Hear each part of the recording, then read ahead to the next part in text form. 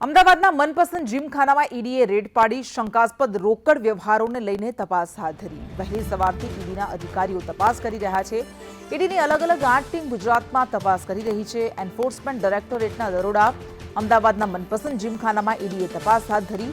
શંકાસ્પદ રોકડ વ્યવહારોને લઈને દરોડા પાડવામાં આવ્યા છે।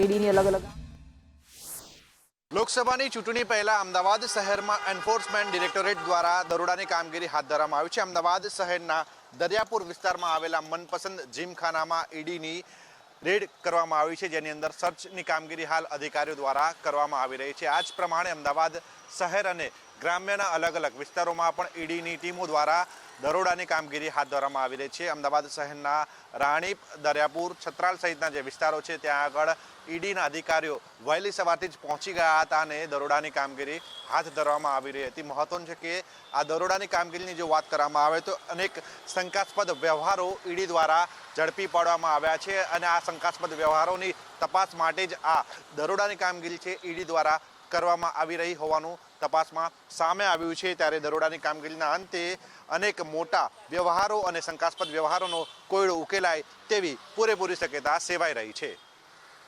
કેમેરા પર્સન નિલેશ પટેલ સાથે પ્રતીક જાદવ, સંદેશ ન્યૂઝ, અમદાવાદ।